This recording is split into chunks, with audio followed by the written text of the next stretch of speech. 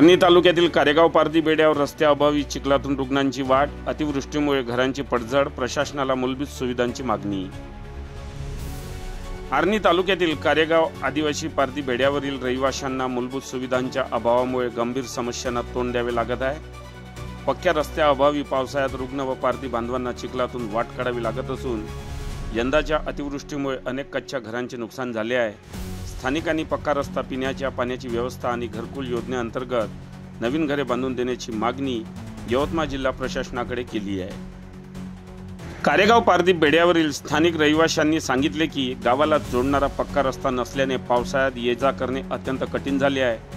चिखल आणि पाण्यामुळे मुलांना शाळेत जाणे, रुग्णांना वैद्यकीय सुविधा मिळवणे आणि दैनंदिन गरजांसाठी बाजारात जाणे जवळपास अशक्य आहे।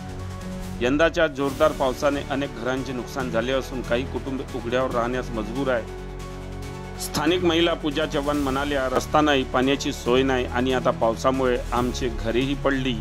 प्रशासनाने आम्हाला मूलभूत सुविधा द्याव्यात जेणेकरून आम्ही सन्मानाने जगू शकू। कडक उन्हाळ्यात येथील महिलांना पिण्याच्या पाण्यासाठी 2-3 किलोमीटर अंतरावरील जीर्ण विहिरीवर जावे लागते, जिथे हंडाभर पाण्यासाठी 10 महिलांची साखळीद्वारे जीवघेणी कसरत करावी लागते। पावसाळ्यात रस्त्यांवरील चिखलांमुळे रुग्णांना वैद्यकीय सुविधांपर्यंत पोहोचणे कठीण झाले आहे। या समस्यांना तातडीने उपाययोजना करण्याची मागणी स्थानिकांनी केली आहे। याबाबत यवतमाळ जिल्ह्याचे सहाय्यक जिल्हाधिकारी अमित रंजन व पुसद एकात्मिक विकास प्रकल्प अधिकारी अमोल मेतकर यांच्याशी संपर्क साधला असता त्यांनी या समस्येची दखल घेतल्याचे सांगितले। आर्णी तालुका प्रशासनाने कारेगाव पारधी बेड्यावरील परिस्थितीचा आढावा घेण्यासाठी पथक पाठवण्याचे आश्वासन दिले आहे। तसेच अतिवृष्टीमुळे नुकसान झालेल्या घरांचे पंचनामे करून पात्र कुटुंबांना घरकुल योजनेअंतर्गत मदत देण्याचे नियोजन असल्याचे अधिकाऱ्यांनी सांगितले।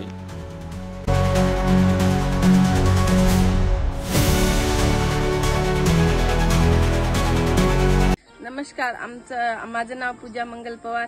हे आमचं गाव कारेगाव पारधी बेडा। याच्यात अशी परिस्थिती आमच्या गावाची आहे। आज 8 दिवस झाले पाऊस पडत आहे। या बाईले खूप आजार आहे, तर हे आजारीनं बिमार पडून इथे झोपून आहे। जाळाला खूप गाडण आहे। आमच्या लेकरांना खूप त्रास आहे।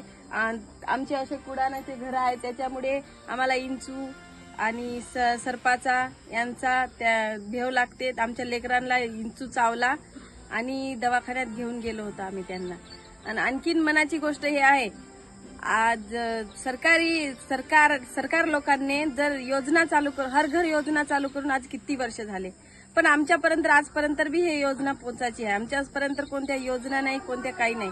आम्ही आज बी याच परिस्थितीत जगतोय, आज उद्या बी याच परिस्थितीत जगू का? सरकारकडे आमची हे मागणी आहे की आम्ही नेहमीसाठी याच परिस्थितीत राहायचं का? काहीतरी सुधार व्हावा आमच्यात, म्हणून तुमच्यापर्यंत आमचा हा संदेश पोहोचवा म्हणून आम्ही हे व्हिडिओ तुम्हाला पाठवतो। सर, आमचे उपकार होईल तुम्ही जर आमच्यापर्यंत येईन तर। माझं नाव सैमू शिमेश चव्हाण, कारेगाव पारधी बेडा। आम्ही राहणार इथं, म्हणजे आमच्या गावात पाण्याची सुविधा नाही, कोणी लाईन नाही, कोणी रस्ता नाही। रस्ता नसल्यामुळं आमच्या गावात जे घरवार बाहेर राहते त्यांना आम्हाला उचलून न्यावं लागते, आणि बिमार पोरं राहते त्यांना पण आम्हाला उचलूनच कावड घेऊन न्यावं लागतं। पाण्याला इथून जायच्या टाइम आम्हाला नाला लागते। आता पावसाचे दिवस आहे, आम्हाला काही पाणी भरता येणार नाही। आम्हाला मधातून तिथं फसून जावं लागते, पाणी काढून आणावं लागते। आम्हाला रस्ता बरोबर कोणताच व्यवस्थित नाही आहे, पाणी नाही, घरकुल नाही, काहीच नाही। आता या पावसाळ्याच्या दिवसात आम्हाला पिण्यावरचं पाणी पिया लागते। रस्ता खराब आहे आमचा, लाईन नाही। लाईन नसल्यामुळं आमच्या लेकराला सरपात इचूचं भीती आहे। पावसाळ्यात पाणी नसल्यामुळं घरी कुवा खोदून शान पाणी काढतो आम्ही। एका वर्षी कुवा खोदला त्याच्यात पोरगाच पडला आमचं, त्याच्यात मरण पावलं असतं पोरग, तरी वाचवलं आम्ही। बातम्यांशी अपडेट राहण्याकरिता आजच आमच्या चॅनलला सबस्क्राईब करा आणि बेल आयकॉनवर क्लिक करा।